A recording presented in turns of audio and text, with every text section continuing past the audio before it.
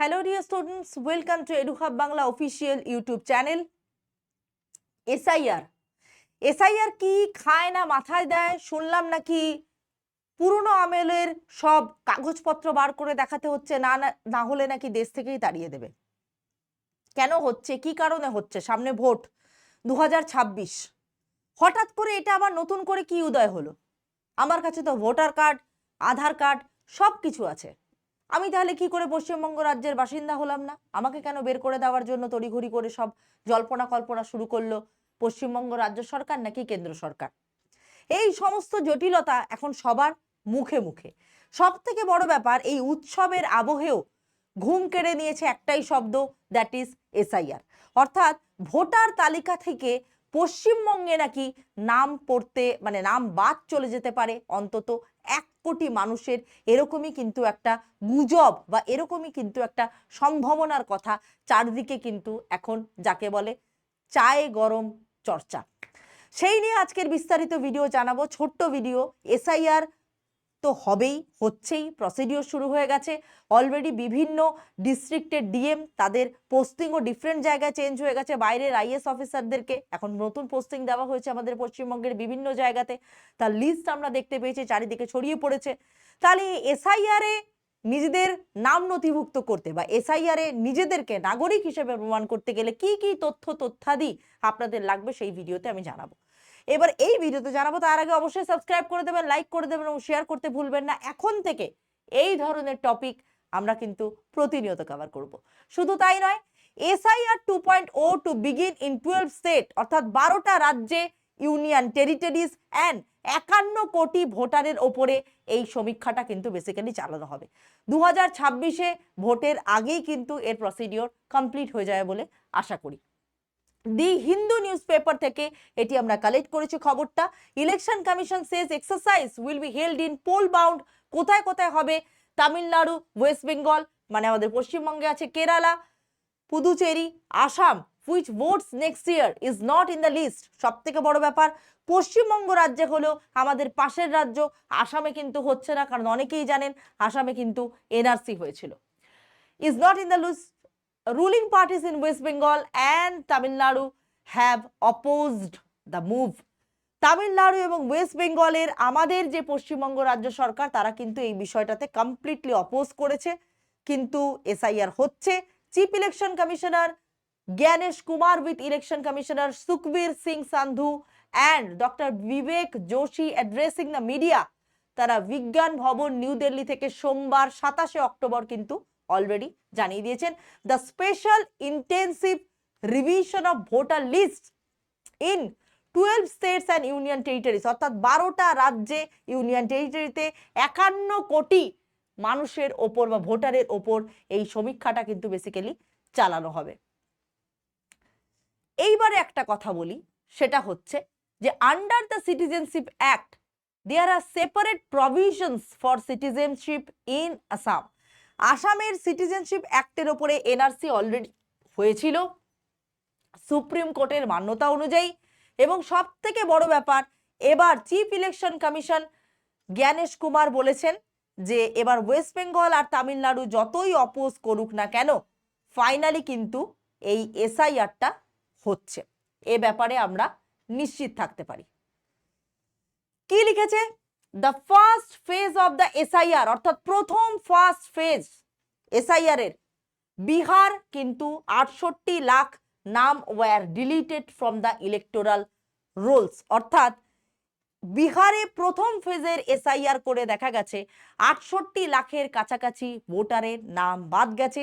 এবং সব থেকে অবাক করা বিষয়, এমন এমন ভোটারও পাওয়া গেছে যারা এই পৃথিবীতেই এক্সিস্ট করেন না। Beside the poll bound states, the latest SIR will be conducted in উত্তরপ্রদেশে হবে, মধ্যপ্রদেশ, রাজস্থান, ছত্তিশগড়, গোয়া, গুজরাট, ইউনিয়ন টেরিটরিজে হবে আন্দামান নিকোবর আইল্যান্ড, লাক্ষাদ্বীপ। এবং সব থেকে বড় ব্যাপার, পশ্চিমবঙ্গ, তামিলনাড়ু তো আছেই। তো পশ্চিমবঙ্গে হলে কত নাম বাদ যেতে পারে বলে ধারণা করা হচ্ছে, এটা কি আপনারা জানেন? সেটা হচ্ছে নিয়ার অ্যাবাউট প্রায় 1 কোটি। তো SIR এ নাম যাতে বাদ না যায়, অর্থাৎ আমাদের পশ্চিমবঙ্গ রাজ্যের মানুষের নাগরিকত্ব প্রমাণ করার জন্য এই SIR এ আবার নতুন করে কিন্তু তার সমীক্ষা শুরু হতে চলেছে। তো কি কি ডকুমেন্ট আপনি আপনার কাছে রাখবেন, সব থেকে বড় ব্যাপার হচ্ছে এটা। এবার অনেকেই প্রশ্ন করতে পারেন যে কেন হচ্ছে, কেন হবে, কি কারণ, কিছুই তো বুঝতে পারছি না, হঠাৎ করে বলছে। আপনি তো কলকাতায় বসে ভিডিও বানাচ্ছেন, তাই আপনার কাছে বিষয়টা সহজ।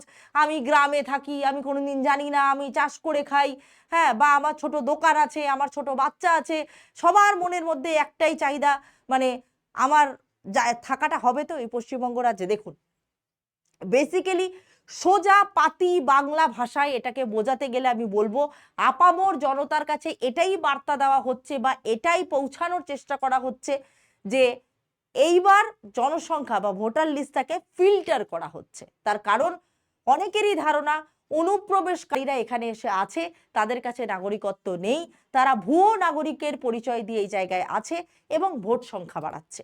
তো এই ধরনের নানা রকম রাজনৈতিক বিষয়, সেই কিছুর মধ্যে আমরা যাব না, ওটা আমাদের উদ্দেশ্য নয়। আমাদের উদ্দেশ্য এটাই, যেটা তথ্য আমরা পেয়েছি সেটা আপনাদের সামনে তুলে ধরা। সেটা হচ্ছে এসআইআর হচ্ছে, প্রসিডিওর শুরু হয়ে গেছে, ভোটার লিস্ট অলরেডি স্থগিত করে দেওয়া হয়েছে, অর্থাৎ স্থগিতাদেশ অলরেডি দিয়ে দেওয়া হয়েছে। এবং কি কি ডকুমেন্ট আপনাদের লাগছে একবার ভালো করে দেখে নিন। এসআইআর 2025 ফর ওয়েস্ট বেঙ্গল, কি কি কাগজপত্র জরুরি কোন কোন বয়সের ভোটারদের? যাদের নাম 2025 ও 2002 সালের ভোটার লিস্টে আছে তাদের শুধু 2 সালের ভোটার লিস্টের জেরক্সের পাতা ও 1 কপি রঙিন ছবি লাগবে। কোথা থেকে পাবেন? যে যার নিয়ারেস্ট অ্যাডমিনিস্ট্রেটিভ অফিস, একদম গ্রামে থাকলে অঞ্চল অফিসে গিয়ে যোগাযোগ করুন। দেখবেন সেই অঞ্চল অফিসগুলো বা বিডিও অফিসের সামনে প্রচুর জেরক্সের দোকান আছে, সেখানে গিয়ে বললেই বলে দেবে। অন্তত আমি আমাদের চাকদাহ বিডিও অফিসের সামনে সমস্ত দোকান, আমাদের বনগাঁতে সেন্টার আছে, বনগাঁ ইনস্টিটিউশনের সামনে প্রচুর দোকানে দেখেছি 2002 সালের ভোটার লিস্ট পাওয়া যায় বলে বড় বড় করে বিজ্ঞাপন তারা দিয়ে দিয়েছে। যাদের জন্ম তারিখ 1/7/1987 আগে, আমাদের বাবা মারাই হবেন, 1/7/1987 আগে ও 2002 সালের ভোটার লিস্টে নাম নেই, তাদের ক্ষেত্রে কি কি লাগবে? এবার অনেকের ধারণা, ভাই এদেরকে বোধহয় বাদ দিয়ে দেবে, তার মানে আমাদেরকে তাড়িয়ে দেবে, আমাদেরকে কোথাও চলে যেতে হবে, আমরা বোধহয় রিফিউজি ক্যাম্পে গিয়ে থাকবো, আমাদের জীবন শেষ। এমনটা নয়, নাগরিকত্ব দেওয়া হবে। সব থেকে বড় ব্যাপার, যাদের জন্ম তারিখ 1/7/1987 আগে ও 2002 সালের ভোটার লিস্টে নাম নেই, তাদের বাবা এবং মায়ের 2002 সালের ভোটার লিস্টের জেরক্স কপি লাগবে, নিজের একটি জরুরি কাগজ লাগবে। জরুরি কাগজ বলতে এখানে কি বোঝাতে হয়েছে এবার সেটা আমার জানা নেই, কারণ এখানে লেখা আছে জরুরি কাগজ, মানে সেটা মেবি হতে পারে যে বাসিন্দা সার্টিফিকেট লাগতে পারে, বা আপনি যে এক্সিস্ট করেন তার একটা সার্টিফিকেট লাগতে পারে, একটি রঙিন ছবি। এবারে 1987 আগে জন্ম মানে আমাদের দাদা হতে পারে, জেঠু হতে পারে, কাকু হতে পারে, এরকম একটা পরিস্থিতি ক্রিয়েট হতে পারে। যাদের জন্ম তারিখ 1/7/1987 থেকে 2/12/2004 মধ্যে, কিন্তু 2002 সালের ভোটার লিস্টে তাদের নাম নেই, তাদের কি কি লাগবে? বাবা এবং মায়ের 2002 সালের ভোটার লিস্টের জেরক্স কপি, নিজের একটি জরুরি কাগজ, আমার মনে হয় এটা বাসিন্দা সার্টিফিকেট মেবি চাইতে পারে, এটা আমাকে একটু জেনে বলতে হবে, একটি রঙিন ছবি। যাদের জন্ম 2/12/2004 সালের পরে, মানে আমাদের ছোট ছোট ভাই বোনেরা, বাবা এবং মায়ের 2002 সালের ভোটার লিস্টের জেরক্স কপি, মানে তার বাবা মায়ের ভোটার লিস্টের জেরক্স কপি, নিজের একটি জরুরি কাগজ, আমার মনে হয় এটা জন্ম প্রমাণপত্র। এবার বুঝতে পেরেছি, জন্ম প্রমাণপত্র বেসিক্যালি মাধ্যমিক দিয়ে থাকলে মাধ্যমিকের অ্যাডমিট কার্ড অথবা আধার কার্ড, অথবা ভোটার কার্ড তো হচ্ছে না, আধার কার্ড, এবং সব থেকে বড় ব্যাপার হচ্ছে বার্থ সার্টিফিকেট, হসপিটাল থেকে পাওয়া বার্থ সার্টিফিকেট, সেটাও হতে পারে, কারণ নিজের জন্ম পরিচয় প্রমাণপত্র না দিলে তার মানে ডেট অফ বার্থটা কোথা থেকে বের করবে বা সেটা কি করে একটা লিস্টে নাম এনলিস্টেড হবে।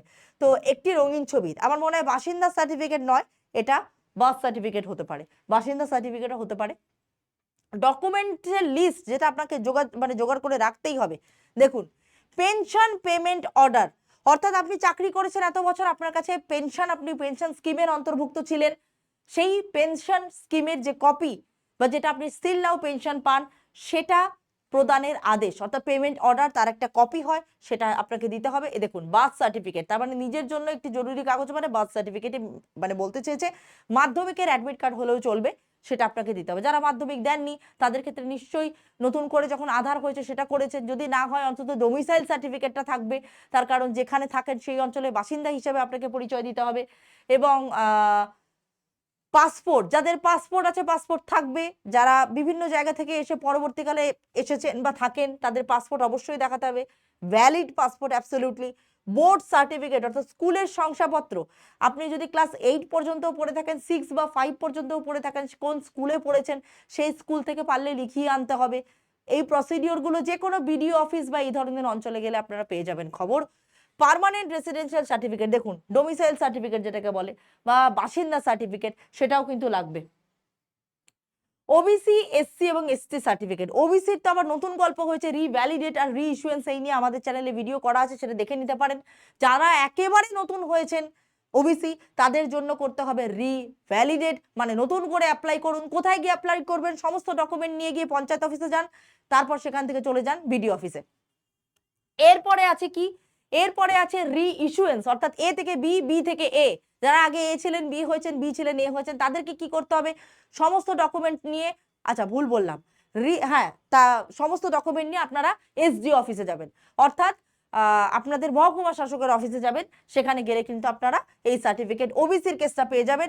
এসসি এসটি সার্টিফিকেট আপনাদের যেটা আছে সেটা একবার তথ্য দেখে নেবেন। এই হচ্ছে যাবতীয় তথ্য বা নথি আপনাদের কাছে থাকতে হবে এসআইআর 2025 ফর ওয়েস্ট বেঙ্গল। এবার দেখা যাক এসআইআর শুরু থেকে শেষ হওয়া পর্যন্ত কতজন ভোটার লিস্টের নাম ফাইনালি উঠে আসে, ভোটার লিস্টে ভোটাররা, এবং আদৌ কি 1 কোটি নাম বাদ যাবে? এই যে সংশয় উঠে এসেছে, সেটা তো সময় কথা বলবে। আমাদের কাজ ছিল তথ্য দেওয়া। যদি ভালো লাগে অবশ্যই কমেন্ট করে জানাবেন, কোনো ভুল ত্রুটি হয়ে থাকলে আমি ক্ষমা প্রার্থী। তবে এই ধরনের খবর আমরা এবার রেগুলার বেসিসে আনতে চলেছি। চোখ রাখুন এডুহাব বাংলায়। লাইক করবেন, শেয়ার করবেন এবং সাবস্ক্রাইব করতে ভুলবেন না। কোনো কিছু যদি জানতে চান ভিডিওর নিচে কমেন্ট করে জানাতে পারেন। আমরা যথাসাধ্য চেষ্টা করব সমস্ত জায়গা থেকে সেই খবরগুলো এনে দেওয়ার। চিন্তা করবেন না, গুজব ছড়াবেন না, যেটা সত্য সেটা জানবার চেষ্টা করুন। এবং সব থেকে বড় ব্যাপার, আপনার পাশের বাড়ির কাকিমা, জেঠিমা, জেঠু, কাকা যদি সঠিক তথ্য না দিতে পারেন, দয়া করে নিজেদের একেবারে গ্রাসরুট লেভেল থেকেই বলছি, অঞ্চল অফিসে গিয়ে যোগাযোগ করুন। একমাত্র প্রশাসনিক আধিকারিকরাই বা প্রশাসনিক পদে যারা বসে আছেন তাদের কাছেই অ্যাকচুয়াল তথ্যগুলো কিন্তু রয়েছে। গুজব ছড়াবেন না।